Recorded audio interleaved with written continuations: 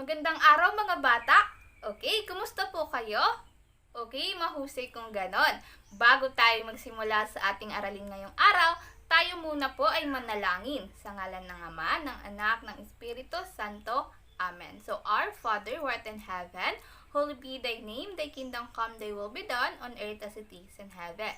So give us this day our daily bread, and forgive us our trespasses, and forgive those who trespass against us, and not lead us not into temptation, but deliver us from evil. Amen. In the name of the Father, the Son, the Holy Spirit. Amen. So ngayon mga bata, class secretary, may liban ba sa araw na ito? Okay, mahusay kung wala, palakpakan po ninyo ang inyong mga sarili. Bago tayo magtungo sa ating formal na talakayan ngayong araw, meron po ako sa inyong mga palatuntunin or mga rules na kailangan ninyong sundin. Una, siguraduhin pong maayos ang inyong pagkakaupo at lahat ng inyong kailangan ay nasa malapit na sa inyo. Pangalawa, kung nais siguraduhin maayos ang daloy ng inyong internet connection. At ang pangatlo ay kung nais sumagot sa aking mga katanungan o merong gustong sabihin, ay maaari po kayong magtaas ng kamay sa pamamagitan po ng pagpindot ng ating raise hand button. Okay, naunawaan po ba? Okay, mahusay po. Maraming salamat.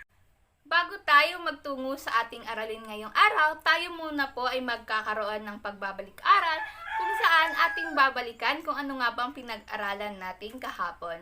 Okay, simulan na po natin. Ngayon mga bata, ano nga ulit ang dalawang pinag-aralan natin kahapon?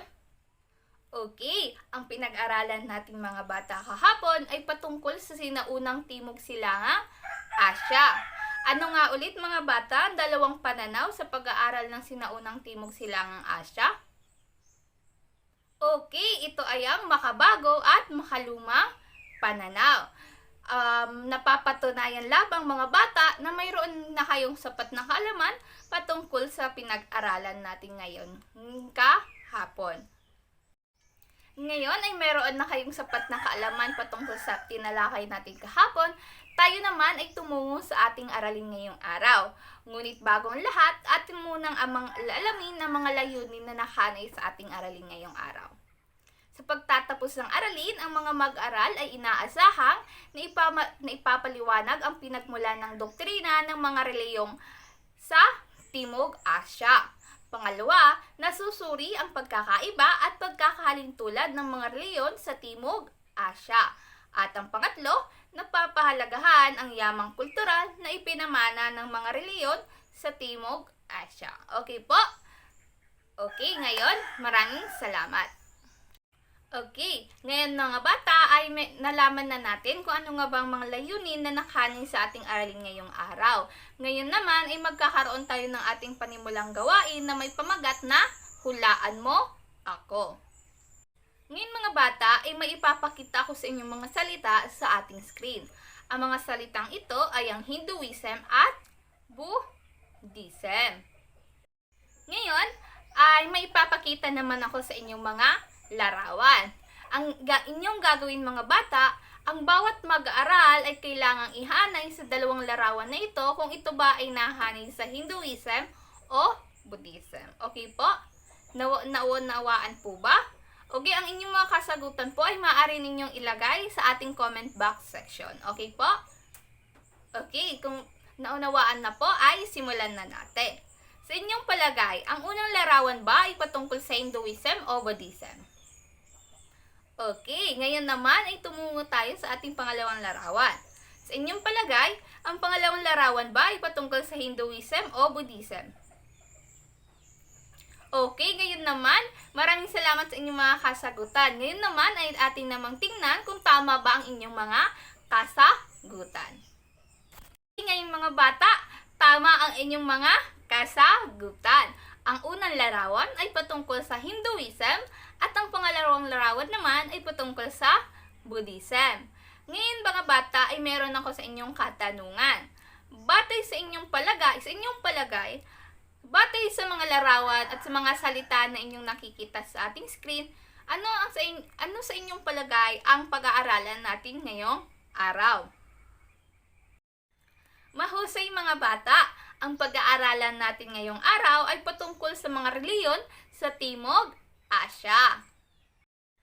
Mahusay mga bata, ang pag-aaralan natin ngayong araw ay patungkol sa mga reliyon sa Timog Asya. Mahusay mga bata, ang reliyon ay ang bahagi na ng lipunan simula pa ng unang panahon. Ito ay ang pagkilala sa kapangyarihang nakapaghahari sa lahat ng bagay at ang kanyang mga batas at utos ang sinusunod. Ngayon mga bata, ano nga bang mga reliyon ang pamilyar kayo dito sa ating bansa? Okay, meron tayong Roman Catholic, Iglesia ni Cristo, Born Again, at iba pa. Okay, pakatatandaan lamang mga bata na ang bawat mamamayan ay mayroong kinikilalang iba't ibang reliyon. Ngunit sa aralin natin ngayong araw, ating pag-aaralan ang mga reliyong umusbong sa Timog Asya. Ngayon mga bata, sa inyong palagay, ano nga ba ang pinaka-dominanteng reliyon ngayon sa India? Okay, ito ay ang Hinduism. Mahusay mga bata, palakpakan ninyo ang inyong mga sarili. Okay, ang Hinduism mga bata ay naitatag noong unang milenyo BCE. Sila ay mayroong tinikilalang tatlong Diyos. Ito ay si Brahma na tagapaglikha, si Vishnu na tagapangalaga, at si Shiva na tagawasak. Okay, pakatatandaan mga bata, ng Hinduism ay may tatlong pinaniniwalaan Diyos. Okay, ang unang larawan mga bata ay si Brahma. Ang pangalawang larawan naman ay si Vishnu, at ang pangatlong larawan naman ay si Shiva. Ang mga Hindu rin ay naniniwala sa sistemang case or ang case system. Pamilyar ba kayo dito patungkol dito? Okay, ngayong mga bata, batay sa larawan na inyong nakikita sa ating screen, suriin itong mabuti at ipaliwanag kung ano nga ba ang sa inyong palagay, paano nga ba ang umiikot ang case system. Sino po ang nais sumagot? Okay, mahusay po. Maraming salamat. Ang case system mga bata ay maaaring nating ihambing sa isang tatsulo, kung saan ang mga nasa tuktok ay ang mga Brahmin. Sila ay ang mga pari at scholar. Kasunod nito ay ang mga kshatriya. Sila ang mga namumuno at mga mandirigma. Ang kasunod ng mga nito ay ang mga Vaishna. Sila ay mga magsasaka, artisano at nangangalakal. At ang sa pinakauli naman ng tatsulok ay ang mga Sudra. So sila mga bata ay ang mga manggagawa at mga alipin. Kung susuriing mabuti, sa ilalim ng tatsulok ay mayroon pang nakahiwalay na grupo or pangkat ng mga mamamayan. At sila ay ang mga untouchable or outcast. So, ang mga untouchable or mga outcast mga bata ay yung mga naglilinis ng kalsada at namumulot ng mga basura. So, sila mga bata ay pinagbabawalang makihalubilo o magkaroon ng interaksyon sa mga kasapi ng case system. Kaya kung nakikita ninyo mga bata, kaya sila nakahiwalay sa tatsalok sapagkat sila ay pinagbabawalang magkaroon ng interaksyon sa mga kasapi ng case system.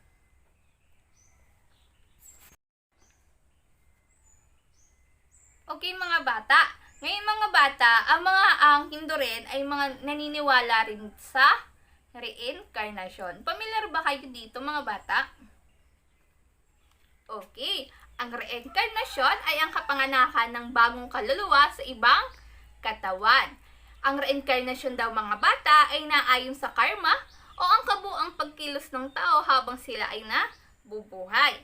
So kapag wagas na daw or nakamtan na ang sukdulan ng kaluluwa, ay makakamtan naman nito ang moksha o ang paglaya sa siklo ng kapanganakan. So kapag nakamtan na ng isang kaluluwa ang moksha, ay ang pinakauling level na makakamtan ng kaluluwa ng isang tao ay ang pagkamit ng nirvana. So ang nirvana mga bata ay ang tinatawag ng kaluwalhatian o enlightenment. Ngayon mga bata, batay sa ating tinalakay, sa inyong palagay, gaano nga ba kaimportante o ano nga ba ang kahalagahan ng pagkamit ng nirvana sa mga Hindo at paano ito natatamo? Okay, ang inyong kasagutan po ay maaari ninyong ilagay sa ating comment box section. Okay, mahusay po sa inyong mahusay mga bata. Maraming salamat sa inyong mga kasagutan. Ngayon naman mga bata ay tumungo naman tayo sa panibagong reliyon na umusbong sa Timog Asya at ito ay ang Buddhism. Sa ang Buddhism mga bata ay itinatag ni Siddhartha Gautama noong ika-6 na taon BCE. So, nang pinangat ang mga bata si Siddhartha Gautama, siya ay nahulaan na magiging isang magaling na hari. Kaya ang ginawa ng kanyang pamilya ay hindi sa kanya pinakita ang realidad ng buhay. So, nang magkaroon siya ng sariling pamilya, ay iniwan niya ito at namuhay siya bilang isang ascetic. Ano ang ibig sabihin ng ascetiko? Okay, ang ascetiko, mahusay sa inyong kasagutan. Ang pagiging ascetiko ay yung pamumuhay na nagmimistulang isang pulubi kung saan inaalis niya ang mga karangyaan at pagnanasa sa kanyang pamumuhay. So, yan po ang pagiging isang ascetiko. Ngayon mga bata, sa inyong palagay, ang pagiging ascetiko ba ang naging kasagutan upang makawala si Siddhartha Gautama sa paulit-ulit na reinkarnasyon o paulit-ulit na siklo ng kapanganakan? Okay, mahusay po. Maraming salamat sa inyong kasagutan. Ang pagiging ascetiko mga bata, hindi naging kasagutan upang makawala si Siddhartha Gautama sa paulit-ulit na reinkarnasyon. Ngunit, sa pamamagitan ng 49 na araw na meditasyon, ay nakamtan niya ito. Ngayon mga bata, ay tumungo naman tayo sa mga doktrina ng Buddhism. Kung tayong mga Katoliko, may mga bata ay mayroong 10 utos na sinusunod, ang Buddhism rin ay mayroong sinusunod ng mga iba't ibang doktrina. At ito ay ang 4 na katotohanan or 4 Noble Truths at ang 8 wastong landas or 8-fold path. Okay, ngayon mga bata, ating basahin ang 4 na katotohanan or 4 Noble Truths. Una, ang buhay at paghihirap ay hindi mapaghihiwalay. Pangalawa, ang sanhi ng paghihirap ay ang pagnanasa sa kapangyarihan, kasiyahan at patuloy na pamumuhay. Pangatlo, maaalis ang paghihirap kung aalisin ang pagnanasa. At ang pang-apat, maaalis ang pagnanasa kung susunod sa 8 wastong landas. Ngayon mga bata, basahin naman natin ang 8 wastong landas or 8. Okay, ang 8 wastong landas or 8-fold path. Una, tamang pag-iisip, tamang pananaw, tamang intensyon, tamang pagsasalita, tamang pagkilos, tamang hanap buhay, tamang pagkaunawa at ang pinakahuli ay ang tamang konsentrasyon. Ngayon mga bata, batay sa ating binasa na 4 na katotohanan or 4 noble truths at ang 8 wastong landas or 8-fold path, sa inyong palagay, ano nga ba ang inyong palagay patungkol rito? Okay, ay sa makatwid mga bata, ang 4 na katotohanan at 8-fold path ay nagsasabi ang tao raw ay kailangan mamuhay na inaalis ang pagnanasa sa kanyang buhay. Ang tao raw ay kailangan magsagawa ng meditasyon upang makamtan ang nirvana o ang makaalis sa siklo ng kapanganakan. Okay. Ayon rin mga bata kay Buddha, ang Diyos ng Buddhism, ang tao raw ay kailangang manatili lamang sa middle path. So pag sinabing middle path ay nasa gitna lamang or tinatawag demodernasyon. Kung saan dapat inaalis raw ng tao ang magpagnanasa sa kanyang sarili or sa makatwid, ang tao raw ay kailangang makutento lamang kung ano ang meron lamang siya. Ang tao ay kailangang hindi maghangad ng sobra sa kanyang pangangailangan. So yan po ang ibig sabihin ng 4 na katotohanan at 8 wastong landas. Buddhism rin mga bata ay nahati sa dalawang uri. Ito ang Theravada Buddhism at ang Mahayana Buddhism. Ngayon mga bata, batay sa larawan na inyong nakikita sa ating script, sino sa inyo ang makapagbibigay ng pagkakaiba ng dalawang uri ng Buddhism na mayroon sa ating screen? Okay, mahusay po. Maraming salamat. Palakpakan po ninyo ang inyong mga sarili. So, sa Mahayana Buddhism, mga bata, si Buddha ay tinataas nila bilang isang Diyos na tagapagligtas. Habang sa Theravada Buddhism naman, si Buddha raw ay nananatiling bilang isang Diyos at banal na tao. Habang sa Mahayana Buddhism naman mga bata, ang mga bodhisattva ay ipinagdiliban ang pagpasok sa nirvana upang makatulong sa lupa. Habang sa Theravada Buddhism naman ay wala silang tinatawag na mga bodhisattva. Ang pagpasok raw ng nirvana ay batay lamang sa pagsisikap ng bawat isa. Okay po? Okay. Okay, ngayon mga bata, ano nga ulit ang dalawang reliyong pinag-aralan natin ngayong araw? Okay, ang dalawang reliyong pinag-aralan natin ngayong araw ay ang Hinduism at Buddhism. Ngayon mga bata, itumungo naman tayo sa ating panibagong gawain na pamagat na punan mo ako. Ngayon mga bata, ay hinati ko kayo sa dalawang pangkat batay sa ating groupings na meron tayo habang tayo ay merong face-to-face. Ang leader ng unang pangkat ay si Mr. Manjares at leader ng pangalawang pangkat naman ay si Mr. Parillo. Ang bawat pangkat ay kailangan punan ang mga impormasyon sa ating talahanayan. Kung sino nga bang kanilang kinikilalang Diyos at ang kanilang mga paniniwala. Pagkatapos punan ang mga hininging impormasyon sa ating talahanayan, ang bawat mag-aral ay kailangang ipaliwanag kung ano nga bang nakikita nilang pagkakaiba at kakalintulad ng dalawang reliyong ating pinag-aralan. Kayo ay bibigyan ko na lamang ng 2 minuto upang sagutan ito. Ang bawat pangkat rin at bibigyan ko ng tig 1 minuto upang ilahad ang kanilang kasagutan sa ating klase. Okay? Naunawaan po ba? May mga katanungan pa po ba? Kung wala na po ay maraming salamat. Simulan na po ninyo ang inyong gawain.